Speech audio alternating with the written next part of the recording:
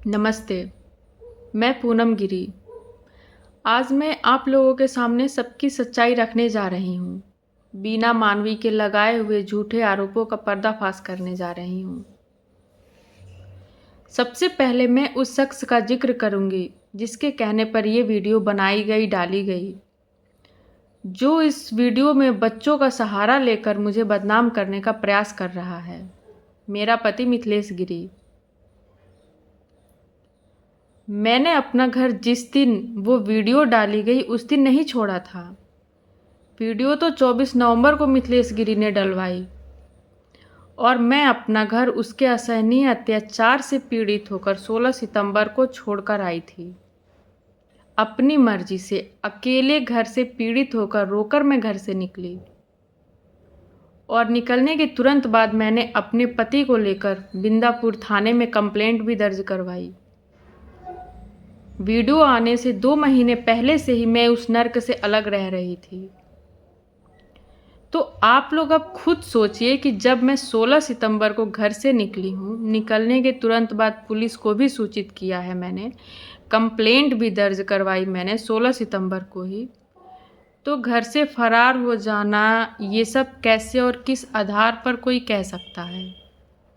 अगर अपने पति के अत्याचार से, अमानवीय व्यवहार से पीड़ित होकर, जान से मार दिए जाने की धमकी सुनकर घर से निकल जाना, फरार हो जाना है बिना मानवी की नज़र में, तो उसे अपना ये महिला विकास का नाटक और मंच आज ही बंद कर देना चाहिए।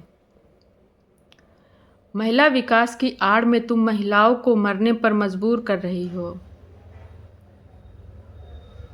तुमने मोहित अब्बास के साथ भी मेरा नाम जोड़ा और कह रही हो तुम कि वो चला गया, तुम उसको पताल से ढूंढोगी, FIR करोगी।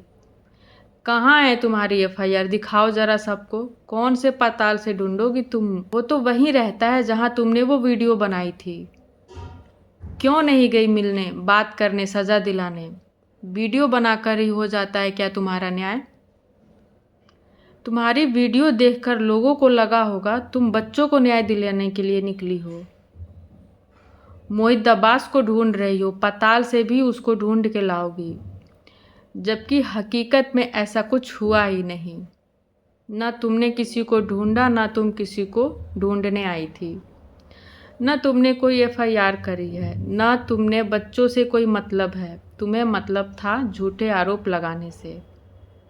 जिसको तुम पताल से ढूंढने का कह रही हो वो तो वहीं रहता है अपने परिवार, बीवी बच्चों के साथ। क्यों लोगों को बेवकूफ़ बना रही हो? बेगमपुर थाने में गई थी मैं, तुमने किसी के खिलाफ कोई FIR नहीं करी है।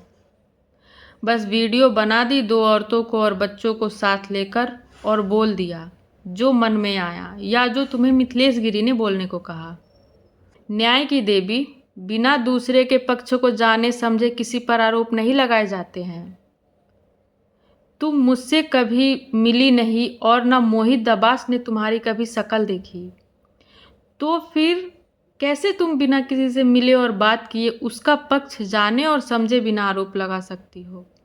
ये अपराध है, अन्याय है जो तुमने किया, जो तुम अनेक औरतों के साथ करती हो। मेरे पति के कहने पर, जो मेरे जीवन को नर्क बनाना चाहता है, उसके कहने पर, उसकी झूठी बातें सुनकर तुमने मेरे खिलाफ वीडियो बना दी।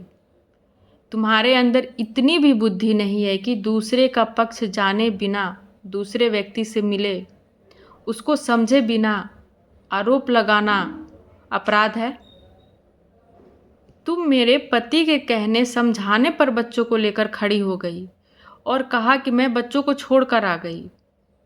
तुम्हें कुछ पता भी है? तुम कुछ जानती भी हो, या सिर्फ जो मिथिलेश गिरी ने कह दिया वही सच है तुम्हारे लिए? इतनी तो समझ तुम में होनी चाहिए थी ना कि मिथिलेश गिरी और मेरा विवाद चल रहा है कानून के सामने, हम पेश हो रहे हैं, तो ऐसे में मिथिलेश गिरी तुम्हें मेरे बारे में जो भी कहेगा वो सब गलत ही होगा, बेबुनियाद बातें और झूठे आरोप ही होंगे।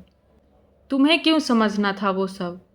तुम्हें वीडियो डाल के पैसे मिल गए थे, उसी से मतलब था। तुम्हें मुझ पर क्या बीती है, उसने मेरे साथ क्या किया है, एक औरत क्यों इतनी मजबूर हुई है कि वो ऐसे रोकर घर से निकली है? तुम्हें इन बातों से कोई मतलब नहीं। वीना मानवी, तुमने कहा वीडियो में कि मैंने बच्चों को छोड़ दिया। ऐसा तुमने सोच भी कैसे लिया कि मैं अपने बच्चों को छोड़ दूंगी? मैं उस नरक को छोड़कर निकली थी, ना कि बच्चों को। मैं घर से असहाय और अकेली निकली थी। मेरे पास खुद के रहने के लिए, खाने पीने के लिए पैसे नहीं हैं। खुद का खर्च मैं उठा सकूं, ऐसी भी आर्थिक स्थिति नहीं है। तो ऐसे में बच्चों को साथ ले जाना संभव था क्या? तुम बताओ ये बात। और वो औरतें, वो लोग भी बताएं जिन्होंने वीना मानवी के झूठे आरोपों को सुनकर कमेंट करने लगे। आप लोग ही बताएं, जब मेरे पास अपना खर्च उठाने के भी पैसे नहीं हैं, तो ऐसे में बच्चों को साथ में कैसे रख पाती? संभव ही नहीं था। तभी रोकर बच्चों को अच्छे से समझाकर, हिम्मत देकर घर से निकली थी। वहाँ से निकलकर बच्चों के बिना जीना बहुत मुश्किल हो गया है मेरे लिए भी। और ज़्यादा मुश्किल तब हो गया जब उनके बाप मिथिलेश गिरी ने उन्हें मुझसे बात भी नहीं करने दी। वो मुझसे जुड़े रहे, बात करते रहे, इसके लिए मैं अपना फ़ोन और नंबर घर छोड़कर ही आई थी। उस व्यक्ति ने फिर भी बच्चों को मुझसे बात नहीं करने दी।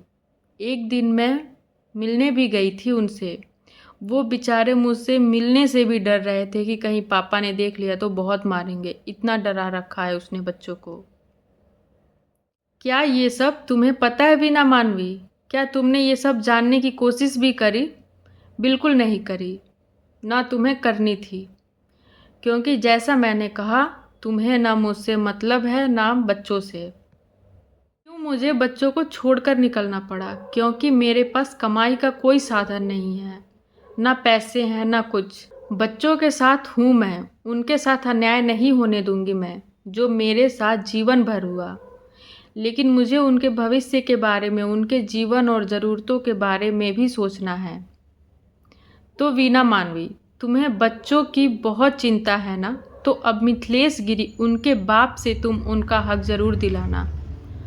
उनके रख रखाव के लिए, उनके भविष्य के लिए, उनका जीवन अच्छे से निर्वाह हो, ये सुनिश्चित करने के लिए जो साधन चाहिए होंगे, जो पैसे चाहिए होंगे, वो ज़रूर दिलाना। तो अब तुम्हारी समाज सेवा सबके सामने आएगी। अब देखती हूँ मैं भी, और वो लोग भी जिनके सामने तुम बच्चों को लेकर खड़ी थी, उनको मोहरा बनाए। अब देखेंगे वो सभी लोग कि तुम्हें बच्चों की कितनी चिंता है। चिंता है भी या नहीं, या सिर्फ मिथिलेश गिरी के कहने पर मुझ पर झूठे आरोप ही लगाने थे तुम्हें बस। अब तुम्हारी समाज सेवा सबके सामने आएगी। अब देखती हूँ मैं भी, और वो लोग भी जिनके सामने तुम बच्चों को लेकर खड़ी थी, उनको मोहरा बनाए।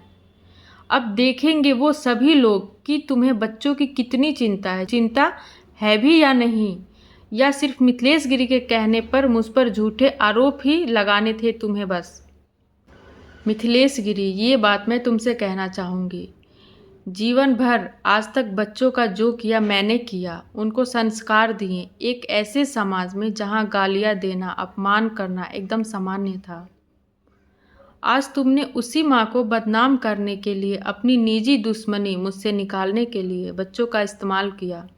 भगवान तुम्हें कभी माफ़ नहीं करेगा। मुझ पर झूठे आरोप लगाने से पहले तुम्हें एक बार भी बच्चों का ख्याल नहीं आया कि उन पर इसका क्या असर पड़ेगा।